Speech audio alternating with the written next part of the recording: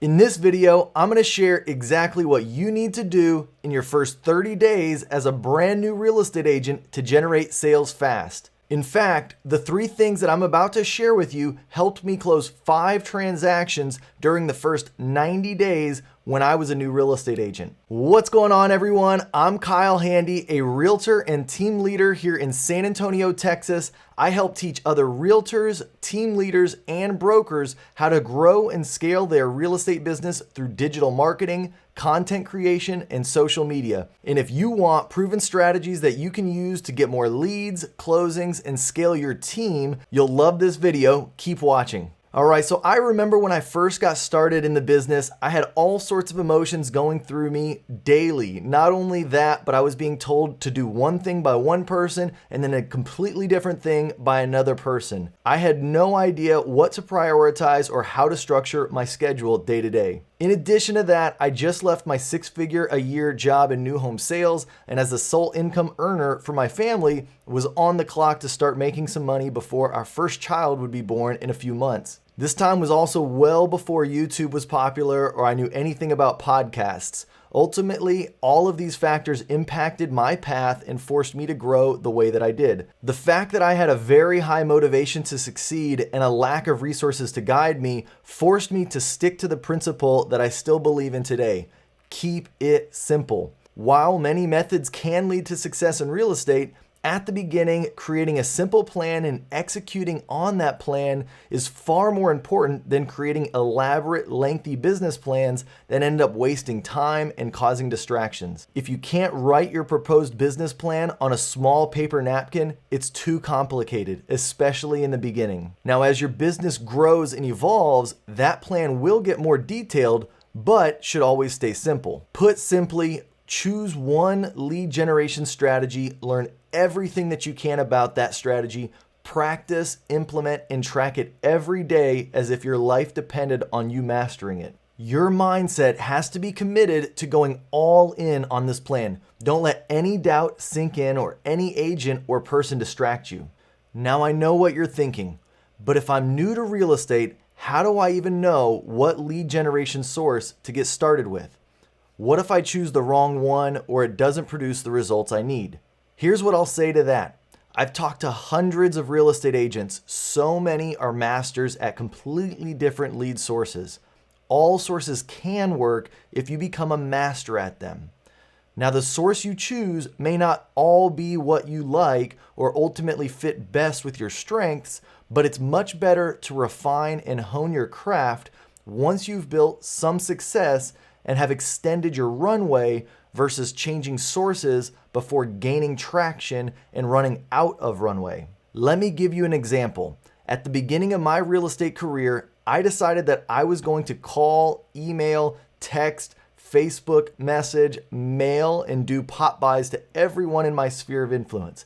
I had a list of around 200 people at this time because of my background in new home sales and just living in San Antonio for over 25 years. And I figured that if I learned everything I could about reaching my sphere of influence and took massive action, I had as good of a shot as anything else. I highly recommend starting with your sphere of influence if you too have many local ties and can put together a list of even over 100 people who know, like, and trust you. Once I decided this was my source, I blacked out all the other noise out there and focused on anything and everything that would help me be a better sphere of influence agent. If you're new to an area or your sphere of influence is not as large, you could also consider open houses, calling for sale by owners, and expired listings. If you have a marketing budget, you could allocate around $500 per month to Google, and the list goes on. But ultimately, once you've made that decision,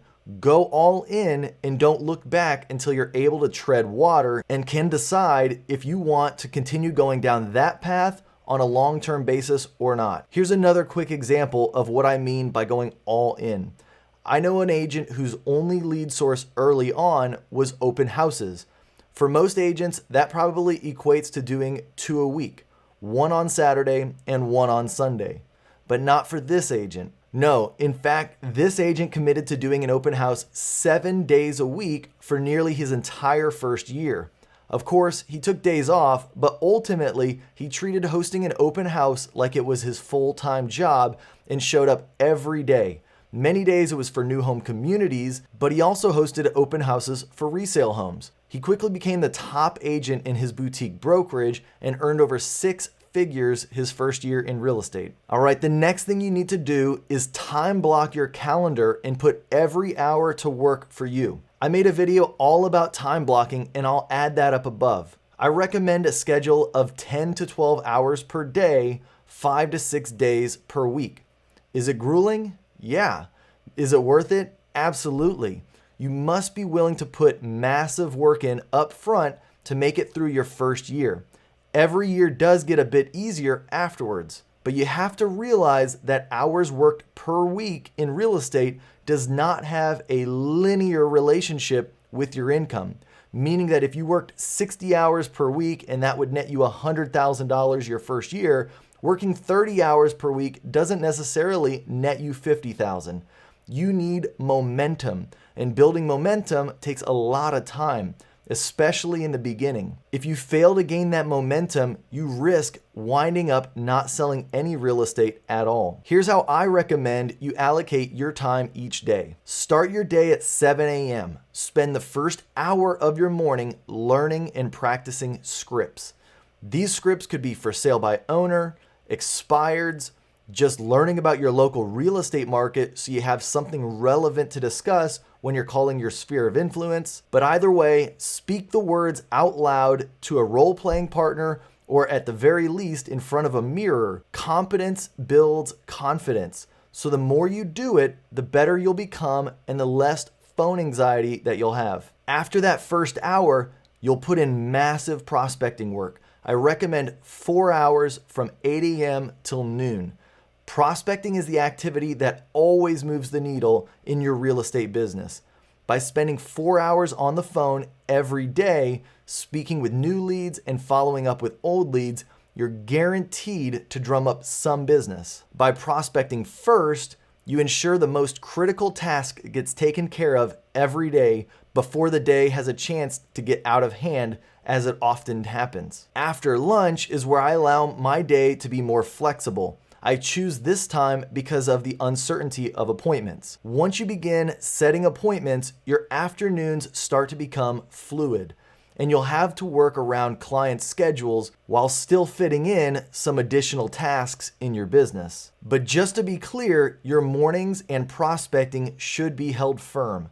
Don't allow anything to come in the way of this time. This time to prospect is a hard time block on my calendar. I also use the lunch hour or time right after lunch to run any business errands that I need for my business. This includes going to my board of realtors, purchasing materials, dropping things off at the post office, etc. Note that I said business errands. Minimize all non-essential life errands, especially in your first 30 days as a real estate agent. In fact, minimize any errand that could be done for you, even if you have to pay slightly more for it. For example, I recommend buying groceries online and having them delivered. Purchase anything and everything that you need for your business or otherwise online. Amazon.com is your friend, just so you simply don't have to leave the house and can stay on task as much as possible. All right, let's talk about what you should be doing in the afternoons when not on an appointment or once back from running your essential errands. Spend 2 to 3 hours per day learning how to master your one lead generation source and to begin to implement what you learn. This training could include improved marketing, follow-up, tracking, and automated systems. Figure out how to maximize your determined source of business. To be clear, this is not time to get distracted and start general real estate training or learning about other types of lead generation. Don't let information find you. You find the information that applies to your business. Seek out information and perspectives from other agents doing what you're doing. Google, YouTube, podcasts are all your friend so long as you're actively searching for the information and not just watching and listening to whatever comes across your feed. When in the afternoon that you do this is not as important, but doing it is. Let's say you have a buyer consultation and are showing homes right after lunch, but you know that you'll be home by around 3 p.m. Do this work from 3 to 5 p.m. If you didn't have any appointments that day, knock it out right after lunch. And finally, for 1 hour, I recommend making follow-up calls after 5 p.m. to catch those who may have not answered your calls earlier in the morning due to being at work. Whether you're making these calls between 5 to 6 p.m. or 7 to 8 p.m. is also irrelevant and can move depending on what appointments you have that day. But again, it's just important that you do it. In your first 30 days, the most important metric you should track is face-to-face appointments set. These appointments can be done via Zoom or in person and are either buyer consultations, listing appointments, or catching up with someone where you discuss real estate a significant portion of the meeting. The most effective way of setting these appointments early on is through making calls. Therefore, the more calls you make, the more appointments you'll set, the more consistent you'll stay with prospecting, and the better you'll do overall at generating business. All right, the third and final thing I'll share is to have fun. The first 30 days can be challenging, grueling even. Find a way to gamify your activity, challenge a friend, reward yourself for doing the work, and not just the results. So much of your success later is determined by your effort in the beginning.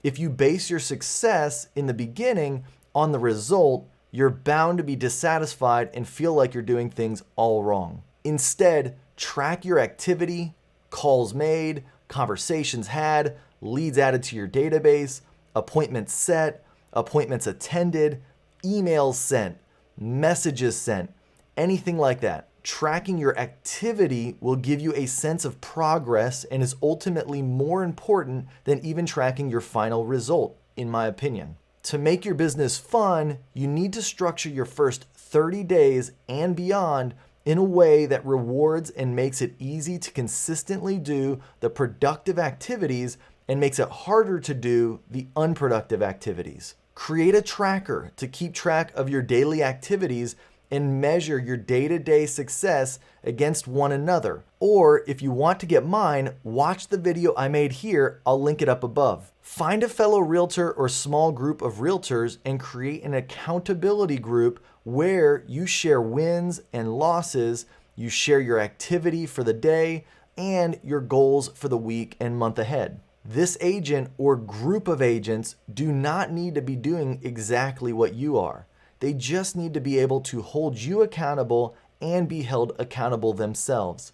Accountability works best when it's both ways. Some things you may not have heard me talk about for the first 30 days are learning transactions inside and out, posting on social media, or creating that perfect listing presentation.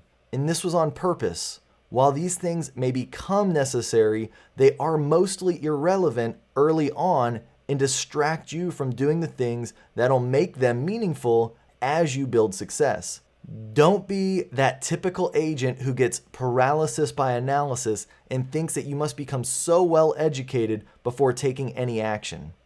This lack of action will cripple your first 30 days and potentially linger on, which could impact your entire real estate sales career. You're going to make mistakes and you'll have to learn things on the fly. That's just the way it is. The more you take action, the more opportunities you'll get and the faster you'll improve and be better moving forward. There you have it.